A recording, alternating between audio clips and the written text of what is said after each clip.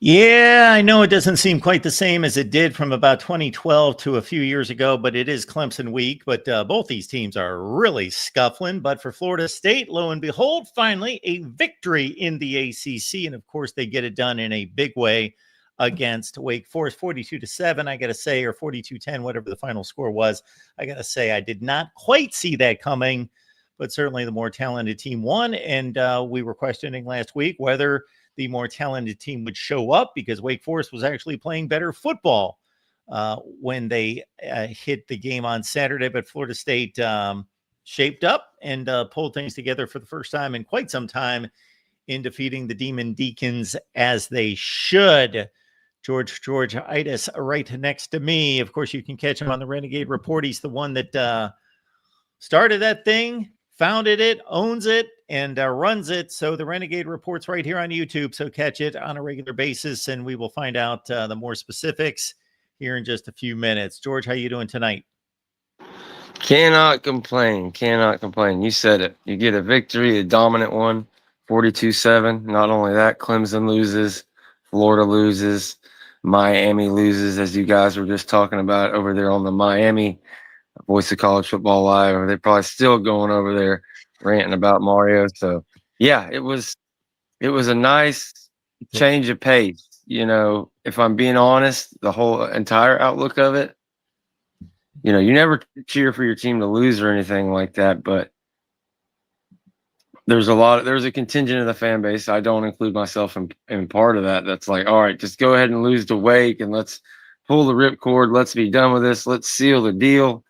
But 42-7, you know, lends a little bit of credence to Mike Alford's email, you know, to fans and people that were supporting him, keeping Mike last week, you know, close losses, all, you know, overtime, or you got a chance to tie it or win it on the last play of the game. It doesn't happen, whatever the case may be. They look pretty good. You can see they're starting to figure some things out. But at the end of the day, you got, I think, J.D. Piquel came out today and said pretty much, you know, Mike's gone. He should be gone. That's his take on it. I don't know if the FSU money people feel the same. I feel like, you know, if he can beat Clemson and Florida, Virginia Tech, get 3 of the next 4, you got a chance to win 8 or 9 games. He could be back for 2026. So it opens up for discussion, you know. Even though he's got it turned around, you still had the 4-game skid. Well, it was close. I can't say this with my whole chest. This is not 2024. It's not that team. It's a team that they put together, and they've had some, you know, some rough outings, but they've got an offense that works when everybody's healthy, and the defense obviously figured some things out. But, you know, like we talked about, that was what gave me hope going into this game, was watching the SMU Wake Forest game. Like, it's not like it was some track meet or Wake Forest is this great offense. Pretty much their defense is what had been carrying them, specifically in the SMU game. And FSU is going to get their big plays off. Can they convert? They hadn't done that against Stanford and some other teams. Even though they had 450 yards, they weren't converting in the red zone. Florida State did that from the first possession on in the game. They converted in the red zone, and that was the difference. And yeah, they made Wake's offense look like pretty much what it is, which was really nice. Yeah, so not to make, before we get James going on this one, not to make excuses for this football team, but you just kind of laid it out, a comparison between 2024 and 25.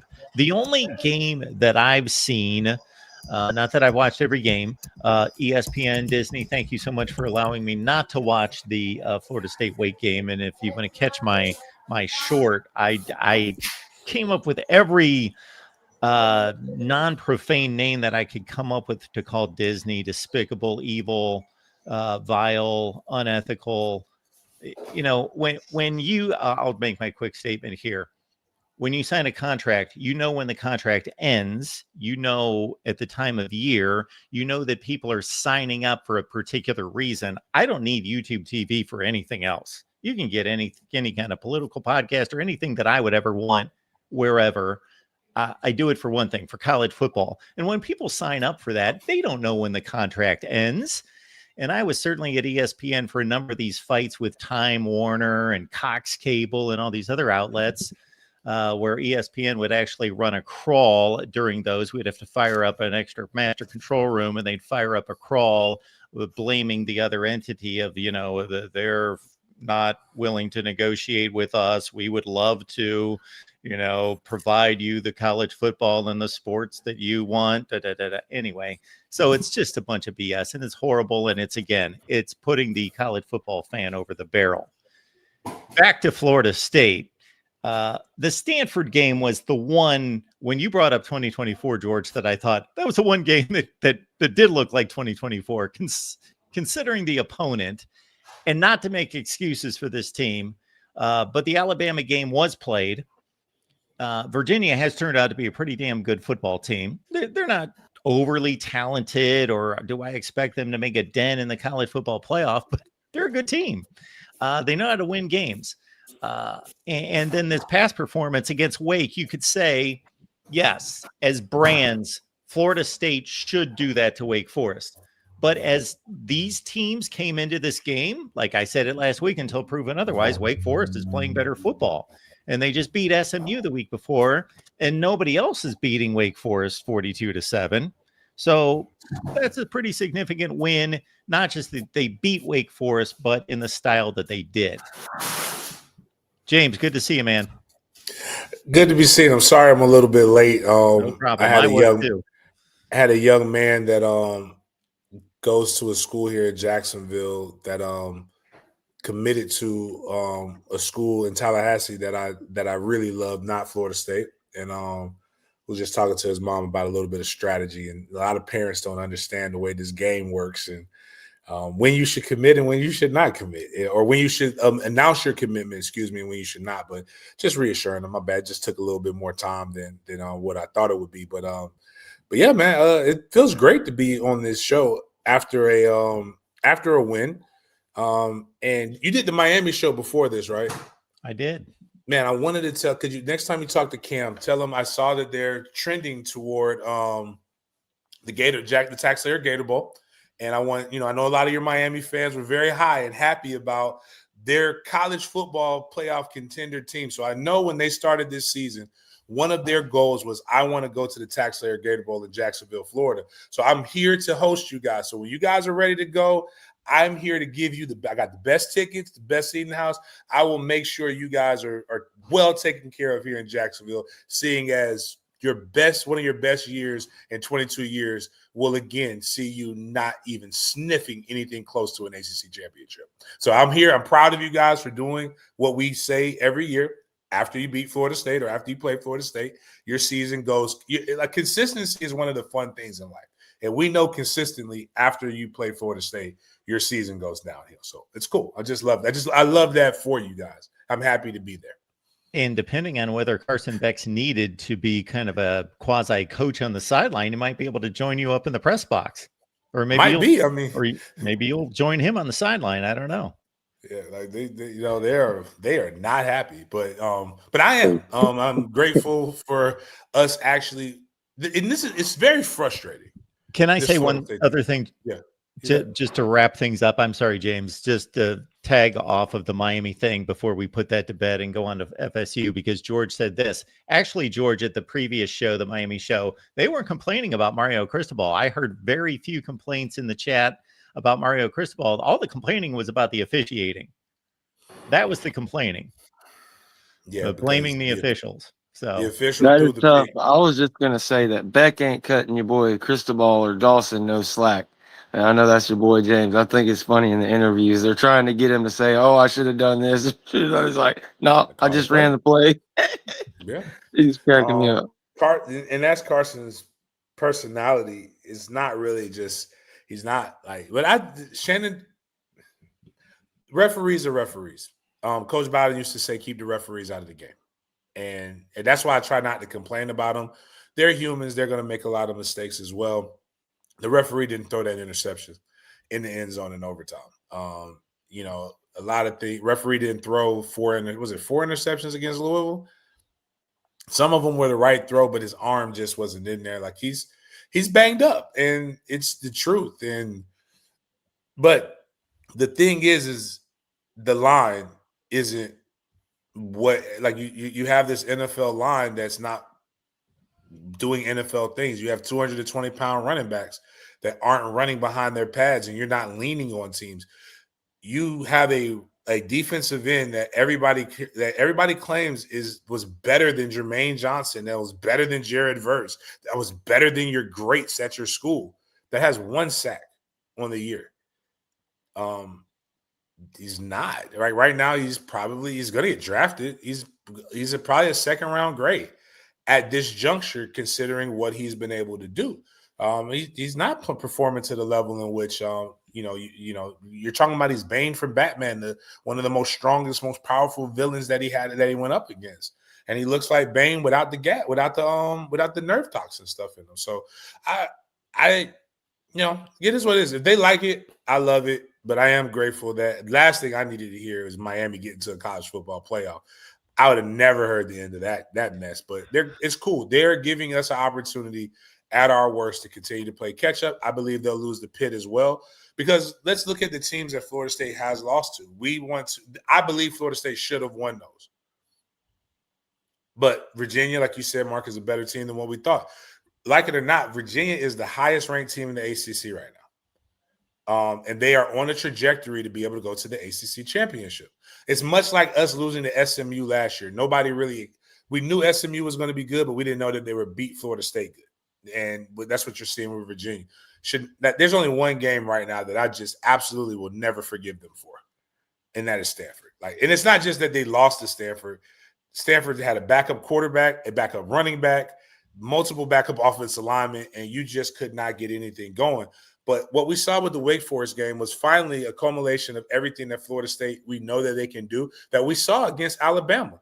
Things started working. You did not spot them 2 touchdowns in the first quarter like you did Virginia. So if you remember, Florida State threw the interception. I think they were about to score. They threw the interception or they got the fumble, but they had 2 back-to-back turnovers in the first quarter, and then they had to set everything straight. Stanford, we just talked about that. Pitt, just kind of going back and forth. You're not playing. The defense isn't playing like they needed to. The only game where they just outright were dominated, and even though they did come back, but the game was never really in hand, was the Miami game. And we would have all forgiven you for that, considering the year that you have had. But if Mike goes in, and if Mike, which I know it won't, but if Mike strings together in the next, 5 games, let's say 3 of the next 5 you win in a manner in which you beat Wake Forest, you create some momentum, you create some talking points. But there's a lot of things that they probably can do to make this better. And one is being able to consistently keep your playmakers on the field and stop all this rotating rigmarole. But again, kudos to those guys, and I'm with you, Mark. I put YouTube TV to bed. That the only reason I had YouTube TV was to get the ACC network, and I can't get anything ESPN or ABC. I can't even watch myself on the news because we're an ABC affiliate, so it's very aggravating. So we got rid of that, and we picked up some other alternative options to be able to watch sports. Samuel Singleton had himself a day. 14 carries for 91 yards. Man, they figured something out there in the running back room. Not to harp on Roydell, but it's just something you saw from the data and watching the film last year. I always thought it was kind of surprising him being up at the top. Singleton, some of the other guys had to prove they were going to do the pass protection, not fumble the ball, et cetera, et cetera. But, yeah, I think we've got a pretty good guy in Singleton there. If he can hold on to it and keep doing what he was doing, hitting the holes that are blocked up by the offensive line and with a hurriedness, it was a sight for sore eyes. And just overall, which helped the running game big time, to James's point, not spotting them 14 points, but also we weren't the more penalized team. We had, I think, 3 or 4 penalties for 30 yards the whole game. There weren't many 1st and 15s, 1st and 20s, as opposed to Wake Forest, which did get that. And all the way back to the Miami point, you can pick any ACC game in history, and one side or both can complain about the ACC refs after the game. So that don't surprise me at all.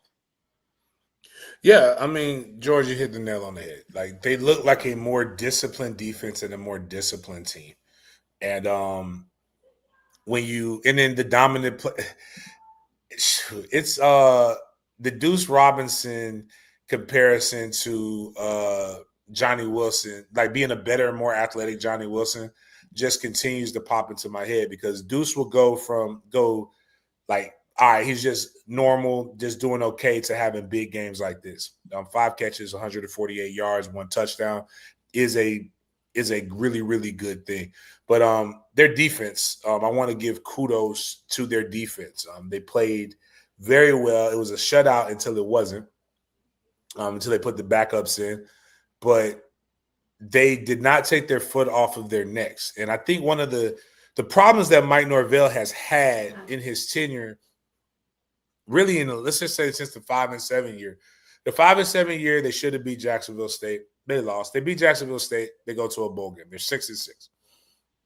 They beat it's a Miami team that's better than them. They lose to some teams that they shouldn't have lost to down in the last seconds or play some close games. But they let their foot off of the neck of the opponent. 10 and 3 when they went on their 3-game losing streak, it just comes down from not executing and letting your foot off the neck of the opponent. The 13 and 1 season, obviously they played everybody aggressive until they got to Georgia when they just had you can't have 10 guys that go to the NFL not play in your bowl game and expect to win. We're not that deep. I don't care what anybody says. The 2 and 10 year, you had some games you should have won, but just you folded. So when I look at these losses, it came down to Florida State just not finishing the drill. Right now, they're finishing the drill, and things are looking good for them. Things are looking up. They just gotta. It's annoying. I will say that as a not just as an alumni, but as a guy who just likes great football. It's annoying to see a lack of passion and aggression.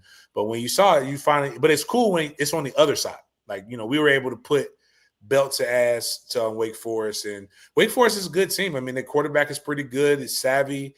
Can scramble again. A scrambling quarterback that we were able to neutralize.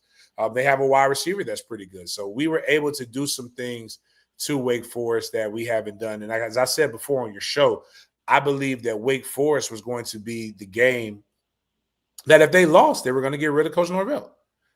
We've seen traditionally that been the game. But in that game, I saw reasons to maybe not want to just pull the trigger.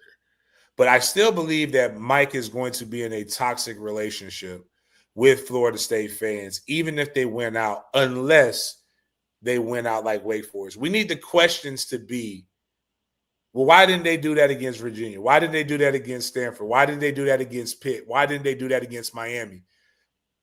And so but in a sense of where it's available for us, as opposed to us not having any answers to the questions. The last thing you want as a football player or as a coach or as anybody is to go into a situation and have absolutely nothing to be able to give them. I think Mike keeps doing that. You have the 13th ranked class. You just picked up 3 really good 3-star commits. I know everybody gets caught up in the stars game and the gazing, but like, you got 3 really good commits, and one of them being local kid, and that's just, again, I the only thing I never get, Mark, and they're gonna have to do this one day for me and just like really sit down and say 3-6.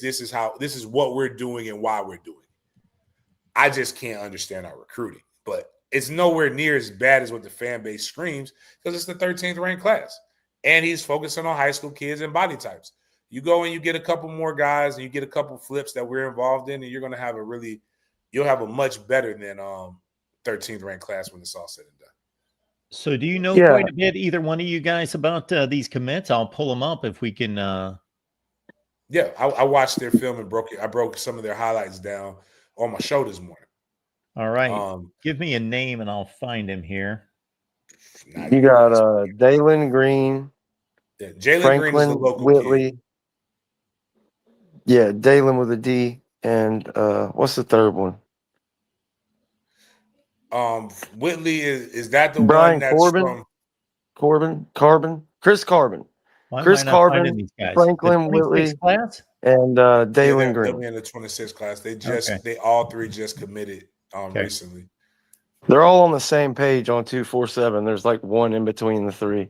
Gotcha. Unfortunately, you lose two commits as well, and Tico Crittenden and Tadarius Hughes. They both flipped the past couple of days. I wasn't that Or decommitted. I don't know if they I flipped. wasn't that big on Tico anyway. I like this kid better Another than I like three-star. Tico.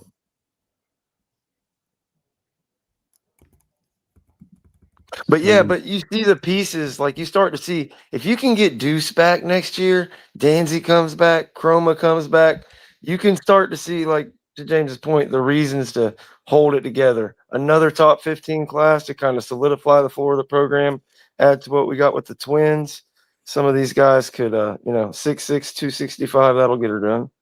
Right. And if you watch him, he's everything that we thought Tico was, but a little bit more explosive. They got him playing defensive end on some of his film. But if you look at the size, and he's going – right. I joke with people, how did I go from 250 – you know how I went from 215 to 245 in less than a year? Eating 3 square meals and 2 snacks a day. I didn't have that at home. They told me treat every day like it's Thanksgiving. And I started working out, lifting like I had never did. But this young man plays defensive end in an odd front. He's going to be your true 3 down, your 3-3-3-4 DN. Basically a kind of a tweener, almost a 3 technique on your D line, but a guy who could also that's explosive enough to keep outside leverage. When you see him shoot the gaps on his film, like shoot the inside, he's faster and quicker and more athletic than the guards. He's also got those go-go gadget arms, meaning he got them long arms. The boy can scratch his kneecap standing straight up. And I saw him going down. Now, what I don't want him doing is necessarily, looking for a pass rush. But he reminds me, if anybody remembers my critique of recruiting last year, I made a big mistake looking at stars. I called the twins, the Desir twins. Everybody knows I know good. I call good twin and bad twin because they both play defensive end. Good twin is a real DN. And I said bad twin, who wasn't as good and I didn't think would see the field as quick as good twin. I said he needs to go interior and become a D tackle. And boy, did Florida State do that. And boy, has he been better than bad twin, been better than good twin. And it's cool. I like him. I like what they can do. And you get your quality guys. They got the Kevin Wins and the Desir twins. They caught on those. You have some other guys. 6'6", 265, develop him, and in a year or two, if we know who he is, we know who he is. If we don't, we don't. Now, Chris Carbon they put him down as an edge, but he is a jack linebacker in today's game. The jack linebacker is basically an outside linebacker. If you're in the 3-4, that's the guy that can rush the passer or he can drop back in coverage, as well as essentially be a stand-up defensive end. He actually does this very well. He's got interceptions on his highlight film. You see him running down plays from the backside, very disciplined on the zone reads, which is prevalent in college football right now. Does a lot of good things. Do I wish he had a little bit more explosive step at times? Yes, but 6'4", 236, essentially a linebacker in our defense, a place where we don't have anybody that we absolutely just feel good about. I'm not mad at this pick. This is a good pick for a guy with a build that could go either way to where we can either put his hand in the ground or do well. Like one of the guys that Florida State fans hate right now is James Williams, even though he had a good game against Wake Forest. He could be what we want James Williams to be. And then the last kid, Dalen, he's from the Big Bend. He was committed to Arkansas. We have him listed as safety, but he's actually a linebacker. And so that means he can cover. He's violent. He will strike you. He will pop you. I like those Gaston County High School kids. Those Gaston High School, like they have a really hard-nosed football team. And I think what they got to do is there's a lot of this talent in my hometown of that the Big Bend area is what we call it. They got to do a better job of keeping that in. There's some guys there that are just really, really good. And if you're going to go get a 3-star, get a 3-star from around the corner. and it's something different for playing for your hometown. So cool, good for them. So there it is. That used to be part of my itinerary before all of these shows. Always check the commits, make sure nobody committed that week. But I got so out of that because it's been so dead in recruiting for a couple months now that I don't even check. But Florida State picks up 3. Are you guys hung up on Norvell making sure that he's strong in Florida? That seems kind of obvious because it's arguably the top recruiting state, high school football playing state in the nation. But obviously, he's gone to Georgia, South Carolina, and other places to get players. yeah, I think if you look at everywhere, look at even if I coach at Penn State, I got to have Pennsylvania players in there. If I coach other places, you have to be able to keep your backyard your backyard. Florida being a hotbed, you got to be able to not just recruit the whole state. Hell, if you go 8 hours, you're gonna cover 2 states. In Tallahassee, you go 8 hours west, you're gonna cover quite a few more than that. Miami's 8 hours from Tallahassee, so getting Miami isn't as important as it is us knowing that it's in the state of Florida. It's a big state, but Tallahassee hasn't had this much talent coming out of that area since I was in high school. Now, I say that with pride. If you go back and look, if you want to do homework, Mark, look at what Tallahassee was producing from about 98 to 2005, that year period. It was crazy. It was dope. And I think they're doing it right now.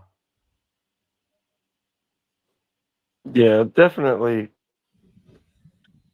Mike is kind of who he is recruiting. I don't think all of a sudden you're going to turn into this, battling for a top 3 spot. But ever since this new staff was put together, I think they've done a pretty damn good job of evaluating and making sure they take care of the local kids, doing a better job of getting the guys from the Big Bend or whatever the case may be. It's just precarious, and it's easy to take this stuff with a grain of salt and not get too deep into the recruiting right now, just because the volatility of the situation with Mike Norvell between now and signing day. And it is a business nowadays, and any of these kids that are committed or have just committed, we'll see where it ends up. If we go on this run and Mike wins out, we could get some momentum and push towards the top 10 maybe. If not, if you lose 2 or 3 and he gets fired, you're kind of back to the drawing board. But as far as where it all stands, you can see the reasons of, and as much as I was one of those guys a couple of weeks ago pounding on the table, let's just get it done and fire him. This program desperately needs another top 15 recruiting class to kind of get a core of guys in there and not be just portal every year. And this would just be heaven sent. And, so I'm kind of pulling for Mike to clean sweep. He's going to have his work cut out for him in 26 anyway you look at it with that schedule. But yeah, I've been pleasantly surprised. And if they can not worry so much about stars, to James's point and my point just now, James isn't, Mike isn't going to be the guy to go get 10 5-stars. That's not who he is. But if you get guys that can come in here and hit like you did on the Desir twins, et cetera, it'd be great. And bringing back who you have on offense, you got a lot of young talent on offense. That would be really nice to get back and keep together. Let's say somebody's out there, and I'm sure there are thousands that do not believe Mike Norvell's getting the job done. They're Florida State fans, and they do not believe that he is the guy, that they have seen enough. But if Deuce Robinson hangs on to a football in the end zone at Virginia, and if the officials make a different decision against Stanford at the goal line, this team's 6-2. And you could throw in another game. They could have beaten Pitt, whoever. Really, Miami's the only one that controlled the game. Now, his coaching decisions, his coaching approach, his building of the program, none of that changes. Just guys make different decisions on the field that he cannot control, but it's the same exact coaching job by him. Where I'm trying to lead this is the evaluation of his building of this program, his recruiting, everything that all the components that go into being a head coach at the collegiate level at this elite level, and the evaluation of that, regardless of the record, because the record you could snap your fingers and it could be 7-1. You could snap your fingers and maybe they could have lost another one. Maybe if they play Alabama on a different day, they don't win that game. They're probably about where they should be, but they could be better, certainly record wise. But kind of separating that from where this program actually is, regardless of where they finish. Because you look at these final 4 games, if this is 2015, that looks daunting. Clemson, Virginia Tech, NC State was winning 8 and 9 games at that point, and then, of course, Florida. But in 2025, the hardest team on that schedule is NC State. And so, like, that's 8 wins is not out of the realm. And shoot, I know people in the chat are joking, like, would you take that bet? I'll take that bet. Normally I would, if I knew which Florida State was going to come up. But the crazy part is I don't know what Clemson team is going to show up on Saturday. I don't know what Florida State team is going to show up against Virginia Tech. And I don't know what Virginia Tech team is going to show up because they've been playing tough without their head coach. I think, again, a lot of stuff is regurgitation, and I don't think people know that it's regurgitation and passion, and people don't know exactly what they're saying. You see the record, and you are what your record indicates, but like you just said, Mark, the ball bounces a different way, and they're 6-2. Ball bounces a couple different ways, they're 7-1. Like, this is not, and I tell people, I'm not for or against it. I'm for the logo. But I can see, you can't say he can't recruit and he's in it for guys. Like, for guys that he's already got a top 13 class. You can't say that. And then looking at this, and then I'm like, like we talked about, Mark, I think last show, is Florida State a top job? It's way better than the jobs that are on there. But who's available? Who would you want? You want a winner? Okay, when do you get the winner? Do you wait for him till the bowls are done? Then you won't have any recruits. But you say you don't like Mike because he doesn't recruit well, and he relies too heavily on the transfer portal. So if you don't have a guy, if you're waiting for a winner, you're going to have to heavily rely on the transfer portal, and your team is going to get decimated. Or do you go into the NFL, which I think is really the best place to go, or find somebody that kind of comes in? I look at who are the guys who are doing well. Like, look at Iowa State. They're starting to do some different things. A lot of other guys are doing stuff. Like, their coaches have had ebbs and flows. The guys who are the highest bidding guys right now, who's everybody talking about getting? Lane Kiffin, right? You bring up, not to cut you off, James, it's funny that you bring up Iowa State and that's the first name out of your mouth in terms of a school, because that's exactly what I was thinking of Matt Campbell. One season, the guy wins the Fiesta Bowl. The next year, he goes 4-8. He's still the same coach. He's still just as good. They've got different expectations than Florida State, so they're going to stick with a guy that's that good. But that's how close it is.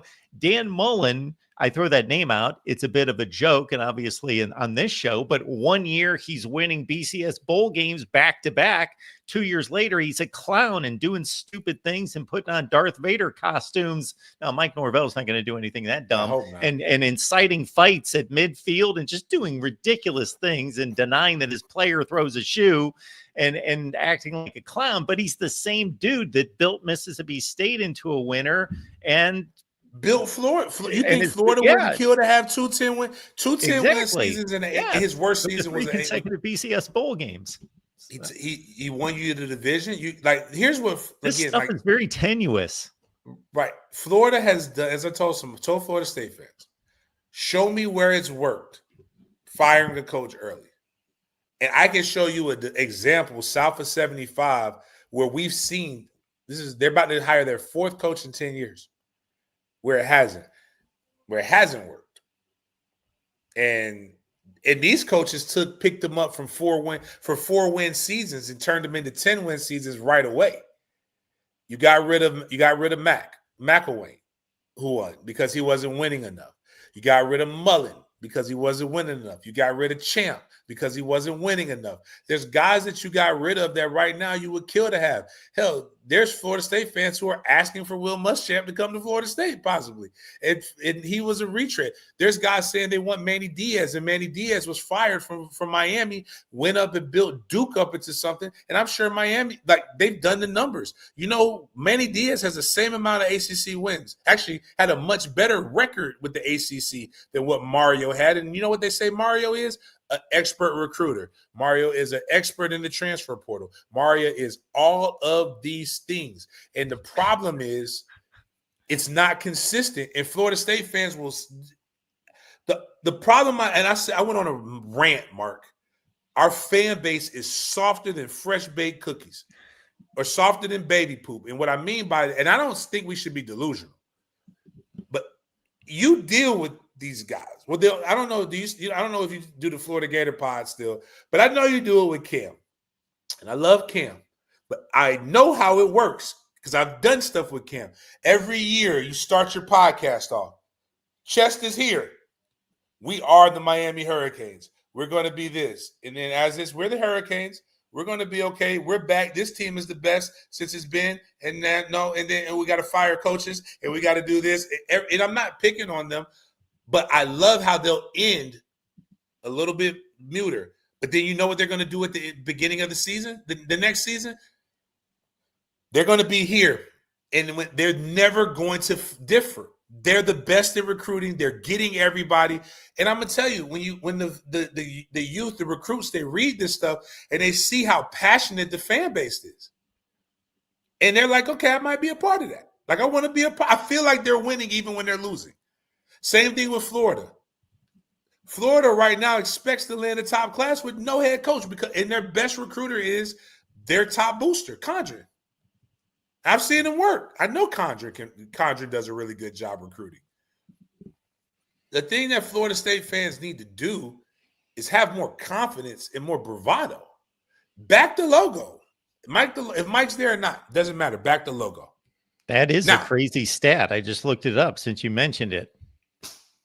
Mark, if you haven't known me to know anything, I am not going to argue with passion and opinions. I am literally going to argue. I'm just going to, my favorite saying to people is when they say something, I want you to write down what you just said and read it out loud. Because you're thinking it, but I don't think you've listened to what it is that you said. So like when I was like Mario, I'm like, hey, Mario's better than Manny. Okay, well, write down their records. Prove to me by not by opinions and what it looks like. Prove to me with the facts of what we would judge a winning program by and show me how Mario is better. Mario costs you more. That doesn't mean it's better. But I say these things to say is when a Florida State fan says we have to fire Mike, I said that appeases the fans. They're not in the business of appeasing fans. Fans want to win. Who would you hire right now? You want to hire a guy who's never had head coaching experience? That doesn't work as often. You want to hire Lane Kiffin? Cool. What has Lane Kiffin won that you envy? Gator Bowl? Mike won the Chief. I can tell you as a guy who works for it, we'll tell you that the Pop-Tarts Bowl is a higher bowl than the Gator Bowl. Well, he's got a BCS Bowl win. He's got a New Year's Six against Penn State. As a head coach? The year before, yes. Oh yeah, you're right. You're right. My bad. But you want to fire him because you want to fire a guy because he's not winning championship. What SEC championship has he won as a head coach, not as an assistant, and what natty? And again, I'm not suggesting that Lane isn't a good coach. What I'm saying is you're just about to pay a lot more money for it not solving what the real problem is. Get the infrastructure fixed. If you're willing to pay a buyout, if you're willing to invest $55 million to buy Mike Norvell out, hear me out. That'll be there. Let's take $20 million and invest it and make sure that we have the best coaches, best facilities, best recruits, best all of these other different things, and see if it doesn't work. And you know what's going to happen when you do that? You will now get the best guys. I don't know, man. I like all of this stuff, but I want the best for Mike. I want the best for Florida State, but I do know that's why I do believe that the fan base is toxic and may not be able to get behind it. But I can promise you this: if the next coach doesn't come and win in the next 2 years, we're going to be trying to fire a guy again, and we're going to just keep going round and round in circles. And unless you're getting a retread of a guy who didn't get a raw deal, which I believe James Franklin is one of those guys, there's some people who want John Gruden, and for the life of me, I have no idea why you want John Gruden. That clearly just means, again, when people say John Gruden and stuff like that, that means that they only see stuff and they don't understand how things work, especially the difference between NFL and college. You got a great idea with Bill Belichick of why you should not just do that. You need a younger guy with a little bit more energy to be able to come in. Yes. They want to be Never mind the entertained. head coach. You got to fill out the staff too, and that's another reason possibly bring him back. Because even if you get the second or third name, out there on all the list, you get a head coach. He's got to fill out a staff. You want to get too hot and upcoming coordinators, but all those guys are taking the head coaches to the vacancies, previously or aforementioned. So, as much as it hurts, the smart play is if you can end on some momentum, add a class, and make a change after next year. But what's up, man? We are 50 minutes deep into this show, and just to show you the status of Florida State and Clemson football right now, we have not even mentioned this game being played this week. I got to admit, I know less about these two football teams than I probably have since I was like 8 years old about these particular teams this season, because again, Clemson had me checked out after about week 3 or 4. We got Jason Priester on the line from the Clemson Insider. They pay Jason to watch these games and cover this team. So for me, myself, I was checked out on Clemson. I haven't seen them play for a while. I saw 46-45 against Duke. And probably Dabo was pretty entertaining after the game as well. But Jason, we appreciate you being here, setting up Clemson and FSU for us. Appreciate you guys having me on, man. Florida State kind of messed up the way I wanted to present that game. This game this week, I wanted to call it the Florida State, who has not won an ACC game in more than 400 days, against Clemson, who has not won a game at home against a Power 4 team in more than a year. But Florida State messed that up for me when they beat Duke the other day. Yeah, man. I mean, we didn't beat Duke. We wouldn't beat Duke. Duke is pretty good. Like, we beat Wake. Let's not let's not get out of hand, man. Like, give me some time. Yeah, that Duke offense is fun to watch, man. Darian Mintz is a dude, man. He's got some dudes at wide receiver too. Yeah, well worth paying for the trade that they got at quarterback. And again, a lot of people, everybody talks about the NILs at the big schools, but never talk about what it is with Duke and stuff of that nature. But I had a question, man. Like, I've never seen. I recognize Dabo's voice a lot more. Like, Dabo was talking about everything. Like, is he just that aggravated because he's never lost like this before? What's going on with him? We've kind of gotten different versions of Dabo, the deeper this thing's gotten. After they got beat by Syracuse, he was, well, let's go back to after Georgia Tech. They were 1-2, and I remember him saying, we might end up being 6-6, but I don't think that's going to be the case. You've beaten North Carolina, Boston College since, but you got your doors blown off by Syracuse. The SMU kind of took you to the woodshed, and then the way this thing played out Saturday against Duke, we've gotten kind of a different version each week, man. And I you go back 3 weeks ago, and he's bullish on his team still. He thinks they're going to turn it around, and with each passing week, he's come to the realization, hey, we are what we are now. I got to accept this. And his worst season was 6-7, 2010, his second year as the full-time guy. So this is new for him. 9-4 is his worst since then, right? Yeah, 9-4. Every other win, every other season's been a 10-win season except for 9-4, and that's 6-7 in 2010. Yeah. So this is definitely new for him. I think there's some cracks in the foundation of the program that are really starting to kind of bear through now. And I think this is going to be a big offseason for him. But yeah, definitely not something that he's used to as a head coach, and he's kind of had to learn how to handle it a little bit, in my opinion. Yeah, because I mean, he's complaining about. So they're not again. Just like we've been talking about. Are they going to get rid of Mike Norvell? We don't know. There's no way There's no way they mess with Dabo, right? Dabo is the Bobby of the Clemson program, right? Not first and foremost, they owe him $60 million if they fire him. That's not even counting what it costs to fire the rest of the staff. And I just don't know that they had the money if they wanted to do it. I'm sure they could come up with it, man. In this era with the rev share stuff, I just don't know that they could do it, at least feasibly do it. But yeah, I kind of see Dabo in the same sense as the way I would Bobby Bowden at Florida State. I kind of think when he leaves, he'll probably leave on his own terms. If he can't get this thing turned around and you have another season like this one next year, I'm sure the pressure will amp up. There's already some talk that he's kind of button heads behind the scenes with some administrators there who are trying to tell him some of the changes they want to see. And Dabo's kind of been around the block. He's an older guy now. A lot of people call him stubborn. He says he's not stubborn. He's just strong in his convictions. Distinction without a difference. But I don't think, even if he kind of agrees with some of the changes some of these people are suggesting, I don't think he likes non-football people trying to tell him how to run his football program. I mean, he straight up made the comment, like, I'll go somewhere else. I wonder if he could wants a couple of those comments back where it's like, I'm not having the conversation. We're not talking about moving my coordinators. I'll go somewhere else and do it. So I think he's got to the realization now he's a little bit more like James was talking about those Miami fans every year.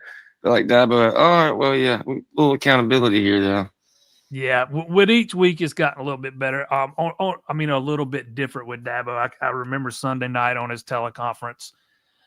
I wish I could remember the question that was asked, but I can't. But it was basically something about, what's led to what we've seen. And he just said all of it, everything. And, when he was asked for specifics, the first word he said was recruiting. So, I mean, he knows he's got some issues that's got to be ironed out. And these are deep-seated issues that I don't even – I think you got to look deeper than just making a few changes to your coaching staff. We've already seen you're on your second defensive coordinator since Brent Venables. You're on your second offensive coordinator since Tony Elliott. You got a new linebackers coach in there this year. You've hired a defensive ends coach, a defensive tackle coach in recent years. C.J. Spiller's only been at running back coach for a few years. I mean, we've seen changes to the coaching staff, but the results have not changed. I think you got to start looking a little deeper, man. I think there's still some more tweaks that need to be made to the staff, but I think you got to start looking at how you go about acquiring talent. We've seen a lot of guys kind of get poached from Clemson in the last two recruiting cycles. 3 in this one so far, 7 in the last class. Pretty much all of them's been about money. Dabo's more about guys coming in, earning their money rather than giving it to them on the front end, which has led to a lot of schools like Duke. Speaking of Duke and their NIL, those were one of the schools that were able to flip a guy from Clemson last year because they were, willing to offer him more money than Clemson was. It was defensive end Bryce Davis, who's been playing some already as a freshman this year. But I do think there are some foundational things Dabo's got to look at, in the offseason. Nothing you can change mid-season, but, looking at how you acquire talent, maybe tweaking your recruiting process. Dabo doesn't like to offer guys before their junior year. That's worked forever. But when you're not winning, recruits don't view you the same. A lot of these recruits today, they weren't watching Clemson 10 years ago when they were in the national title game. They were 7, 8 years old. So that Clemson offer doesn't hit the same now as it did back then. You're not going to make it feel quite as special for being so selective as you did 3, 4 years ago if you keep, churning out 3 and 5 starts. So there's some areas I think he's got to look at. Well, the question is, can he identify which ones that need to be tweaked and make those changes? Is he gonna go? Has he? I know he had he made and you gotta forgive me. I know you know. I would love to do some more work with you as well, JP, so you can get to know my personality. Dabo I'm says not he hard to get doesn't along want to. with. I said Dabo doesn't want to go into the transfer portal. Then he says I'm going to go into the transfer portal, and he gets. I think it was a white wide receiver or something that nobody would have been like. Nobody would want, if I remember correctly, but it wasn't. It wasn't like fanfare. Do you think he's going to adapt, adjust, or is he just going to be like, "I'm Dabo. This is going to be it, and either I'm going to get it or I'm not going to get it." Well, you got like an all-conference defensive end from Purdue, right? Will Helt. He brought in Okay, 3. maybe I was wrong. I didn't. I just remember it was. I thought it was a joke at first what I saw. He But brought in a like, JUCO wide receiver who's actually ended up being pretty good. He's starting now due to an injury. Who's that? Tristan Smith. Okay.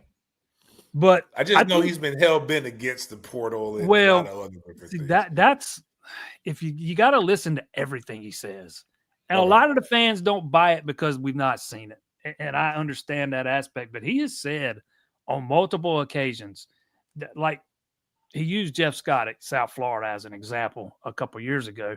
He said, if I'm Jeff Scott and I'm starting out at South Florida, he said, I'm building my team through the portal.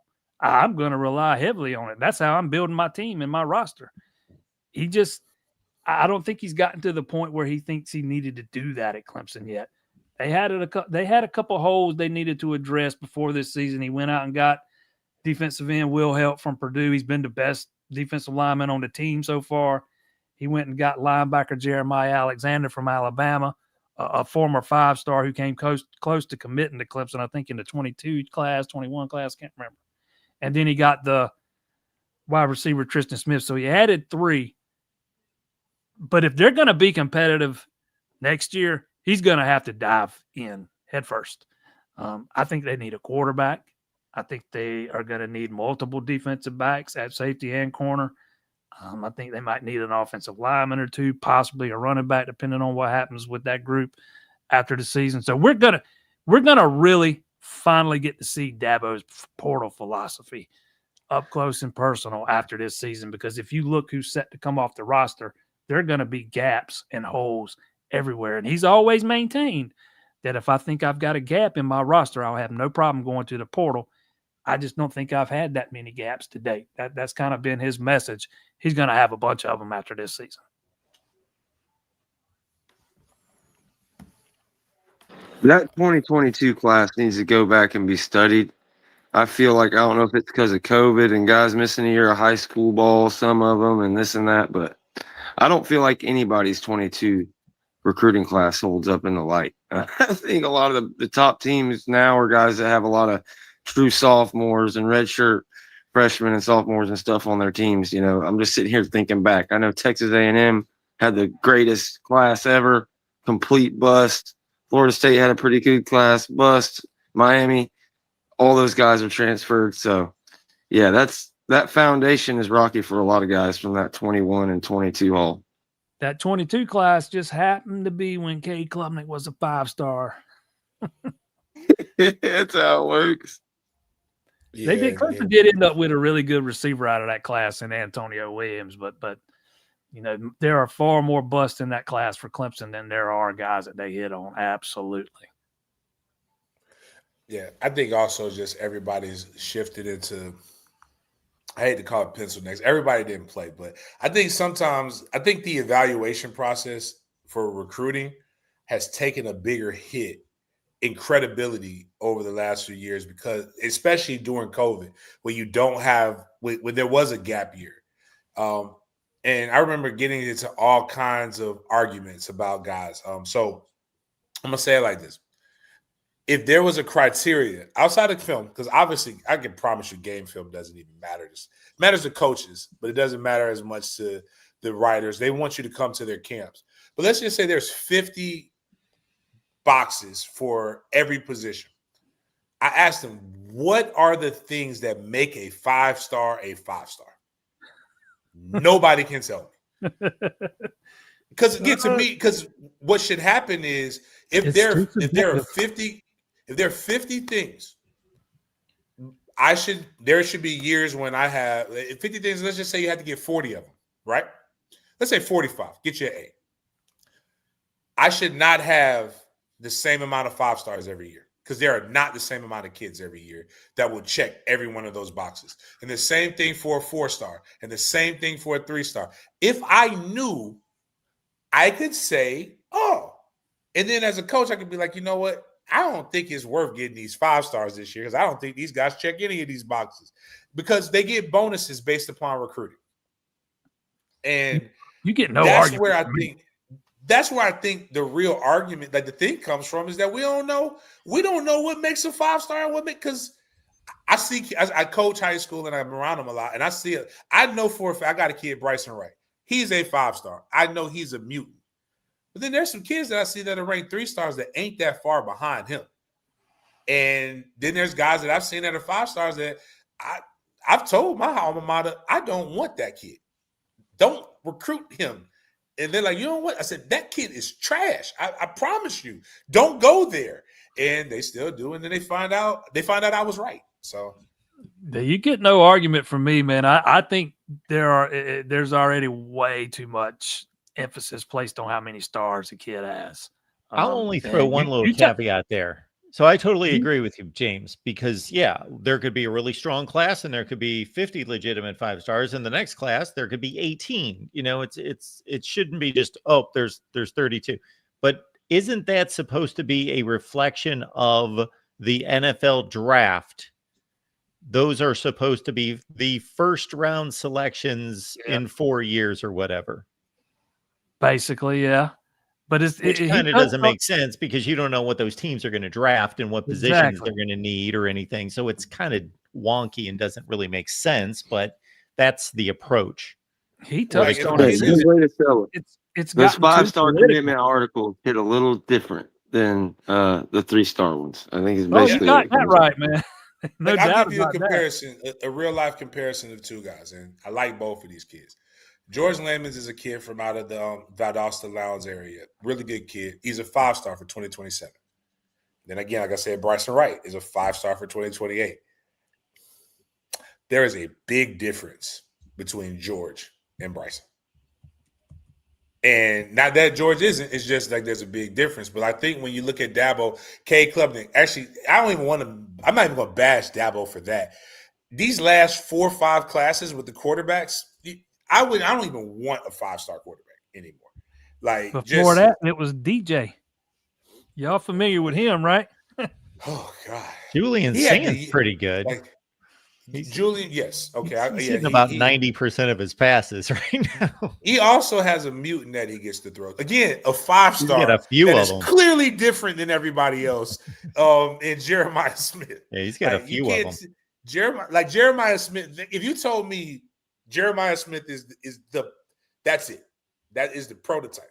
That's what we want. Like that's where we're starting. Let's just do it the fucking Florida high school way and come out with a 6-star, and that'll solve our problems. We need a 6-star, James. They definitely needed a 6-star. Get it all the way up to 8. You see Jeremiah high school, you know that this doesn't look like everybody else. You touched on it a minute ago, man. It's too political. You get bumps for going to certain camps. You get dinged for not going to certain camps. And then 3 stars don't sell subscriptions. 5 stars is what sells them.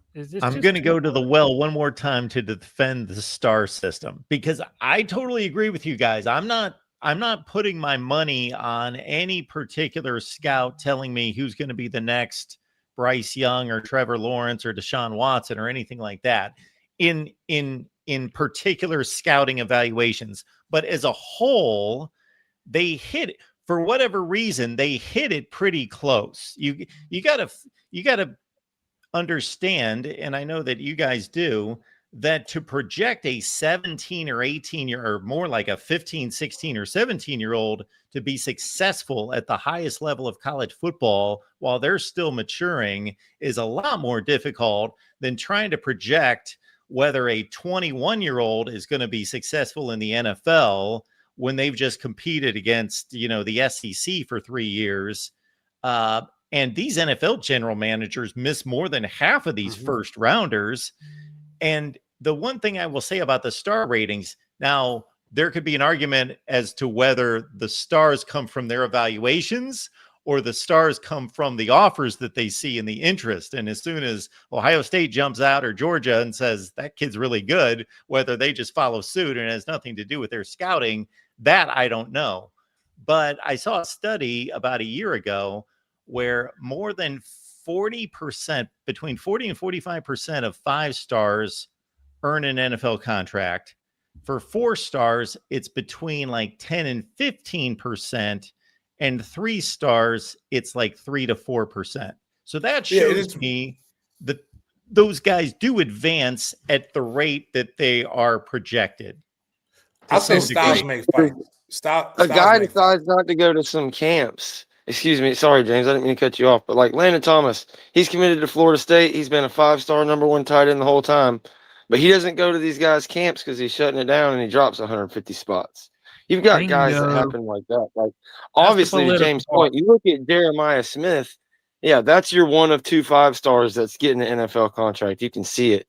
It's okay. We really only have 20 this year. No, I'm saying that over 40% of the 5 stars.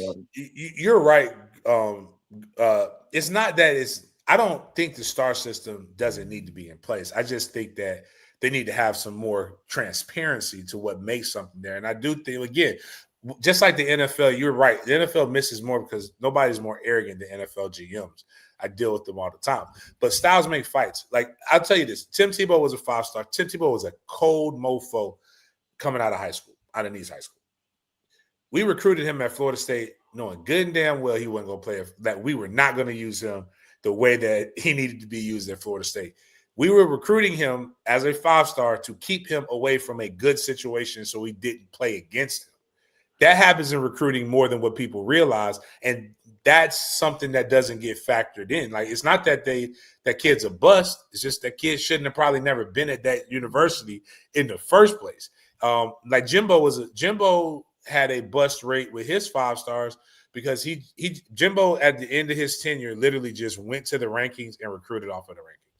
And some of the guys fit, some of them didn't. And it doesn't help. Like Ermon Land is a young man who I think is a really, really good, talented player, probably would have been a better player somewhere else. And a lot of his people say he would have been a better safety if he would have started that way as opposed to a wide receiver. But Jimbo brought him in and it didn't work. But then there's other times when it has worked. It's everybody has these things that go on and on. But I think that year where you really didn't have contact, that year when the guys couldn't go and get developed, and then the pressure is to get stuff on these guys younger. Like, I have kids talk to me, like, if they don't have their offers, actually, this is another show, Mark. Like, they could change everything by really making it to where no offer is committable. You really can't talk to kids until their junior year, and they can't take visits until their senior year. Now, it's going to put a lot of pressure on a lot of coaches, but at the end of the day, it will make a lot of things a lot more. It'll make people be more honest and work. So, and that's, how I know that works. I went through that process. Didn't get colleges talking to me until the spring of my junior year. It did not go on any visits until actually, and then also get rid of early signing period. You don't need early signing period. If a kid wants to early enroll, all you have to do is sign a grant and aid, and you enroll in January like they've been doing for years. All early signing period does is make things more hectic. But my bad, Mark. This is Florida State. We're talking about Florida State, Clemson. What are some things that Florida State fans need to be worried about with Clemson when it comes to this game on Saturday? I can't think of many. I was going to say that list is shorter than it used to be. Clemson's offense has been playing a little bit better. Or let's say Cade Klubnik's been playing a little bit better. His numbers over his last 3 games are really good. He's looked more like the guy from the end of last year. Didn't play against SMU. He's 2-1 in those games. I'm talking about the Boston College, North Carolina, and Duke game. It seems like Dabo's maybe – I don't know if it was something Dabo did or Garrett Riley's just come to the realization that he needs to run the ball. But they made the running game a point of emphasis against Duke Saturday. First time that's happened really all season. But that would probably be the biggest thing. I think Clemson's offensive line played their best game of the season. The offense kind of, maybe finding its groove, and Klubnik finally getting back to where he was at the end of last season. That would probably be the biggest thing that I'd say you have to worry about. Okay. I'd return it, but I don't know who's coming up. I can tell you this: Mekhi Danzy is really, really fast. I can promise you that. And he's got a high school teammate that he's going to be going up against there at Clemson. You guys got a little bit of Florida high flavor up there with the safety. His dad was a special teams coach at Florida State for some years. I can't think of his name. I used to call him dang it, I know Adrian's and Tanger's in here. George, do you remember the safety that everybody Florida State was a 3-star out of Florida High that's at Clemson right now? Ashton Hampton. Ashton Hampton. Yep. He's starting cornerback. A corner, okay. So he was a safety coming out of high school, if I remember correctly. But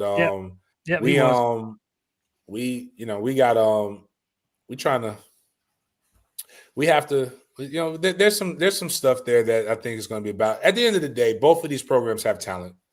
Both of these guys have pride, and they also have some kids that are trying to play for NFL opportunities. But getting into the season, Clemson's D-line was highly regarded as one of the best defensive line units in all of college football, with 4 guys with NFL draft grades. So this will be a challenge for Florida State.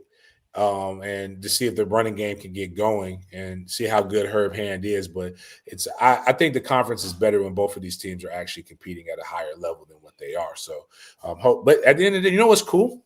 We get paid regardless because of the new rules. We get 5 years, so you can have a couple bummy years as long as you have some really, really good, highly televised years. So we can afford. I was about to say, last I saw, they were both still in the top 3 in the television ratings. Florida State was in the top 3 at 2-10 last year. Yep. And, James, the deal is when Clemson and Florida State are down, who fills the void? Miami jumps up and dominates the No, I guess not. No, I guess that doesn't happen. I was about to say you said Virginia wrong there.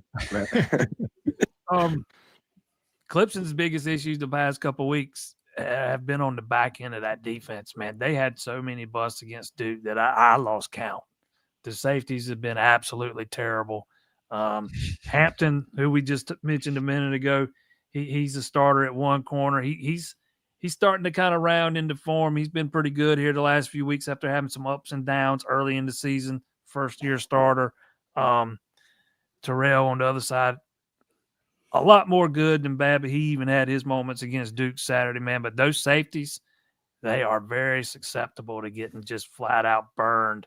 And those Duke wide receivers took full advantage of it. So if Castellanos can get the ball down the field to his guys, he's going to have some guys open. Guaranteed. All right. Anything else for Jason tonight? JP, we appreciate you being here. What's going on at the Clemson Insider? We gotta try to get you ready for Clemson, Florida State, man. I know apathy has set in among the fan base. I don't know if it's the same way down there in Tallahassee, but it is in Clemson. But whatever, we're gonna have you covered all the way through Saturday night into Sunday, man. We will hit it hard, just like we would treat it the same if they were 8-0 at this point. We're just going to pretend like they're 8-0 and not 3-5. But we got a little basketball thrown in there too. I think they play Friday night, but it's going to be Clemson, Florida State. Whether it's an egg on your face game or 2 8-0 teams, man, it's still Clemson, Florida State. I see that Vegas has pegged this a 2.5-point favorite for Clemson at home, which means they probably are like, I don't know, coin flip. So they're at home 2.5. There we go. Somehow Clemson's been favored in every game they've played this year. Make that make sense. Make it make sense. Yes, they have. But I wised up a few weeks ago and started taking the other team. SMU, Duke, started picking them to win outright. Yep. Same here. I can't remember the last time I picked Clemson to win. Might have been Syracuse. I learned my Yeah, and that's lesson a that bad day. football team. How in the world did they lose to Syracuse? That Well, was Syracuse doesn't have their Syracuse. quarterback right now. They lost. They don't I have their know, quarterback anymore. He boy, got but hurt that day. He tore an still. Achilles. But Clemson's defense made him look like an all-pro, man. He made him look like a 5-star all-pro, whatever you want to call him. He was. Oh, I'm telling you, the back end of that defense is the weak link, man. okay. All right, Well, Mark, man, appreciate it, guys. Nice to meet thank you, you, fellas. Jason. Appreciate you being here, man. Pleasure. Absolutely. Thanks, man. All right. Good stuff out of Jason. Then Media Group, James. What's going on there? Nothing much, man. Just I don't know if you, Mark. I meant to send it to you, Mark, but I went viral. As the kids, I learned what the word tweaker means. And I told Tweak, you can't tweak with the tweakers, young blood. So me and Bryson did a commercial for Battle, the apparel line, and for Trick or Treat. Trick or Tweak is what we did. So the kids are trick or tweaking me and telling me you can't tweak with the tweakers everywhere they see me in Jacksonville. So we're doing that. Obviously, we don't have any high school games we're streaming this week because most schools have a bye week. We will be streaming Mandarin's playoff game next week and just putting up a lot of original content, gearing up for our MFTK Spartan 7-on-7 season. We have our youth tryout on Sundays, $25. Anybody want to go and support young men going out here, like it's tough for everybody, so you don't have to feel obligated, but we will play some good ball. And then on the 20th, we have if you're a recruit, Nick, you want to come to Jacksonville, Florida on the 20th and observe our high school showcase, which will be an all-day event. It's going to be crazy. It's going to be dope. We have obviously Bryson Wright. We have been getting texts of kids ready to do a commitment on Monday. Tune into all my social medias. We will be doing a really, really good rollout of commitment. So some of the top prospects in Southeast Georgia and North Florida, really South Georgia, North Florida will be on this team. So it's going to be fun. I can't wait. Sports Den Live at Big Game James _36. A lot of those different things. You can go check me out for all the updates with that. Renegade Report. Man, just covering some FSU football. As always, go check out the roast with Jen Santee and Tiny Hat CEO. We're still trying to get Jen back on Twitter. Elon, if you're watching, come on now. Her account got hacked, so Oh, no. she's right there on the line of finding if she's going to get hers back or if she's going to have to start back from scratch. So Oh, man. go support the roast. They do that every Monday at 8:15. Stay tuned for any shows that pop up, talking football, post game stuff like that. But yeah, man, just we really talking about this whole coaching situation and taking it for what it is, one win at a time. Go team. That's where we're at with it. All right, folks, we'll be back to talk Florida State with James and with George next week, either Tuesday or Wednesday, most likely. Keep those notifications rolling so you know when we go live, and we will see you in just a couple hours as well. Actually, 10 p.m. Eastern time, taking your calls and talking Oregon football in particular, but also taking your calls about the CFP rankings or whatever else is on your mind for week 11 of college football, 10 p.m. Eastern time on the main channel. See you then.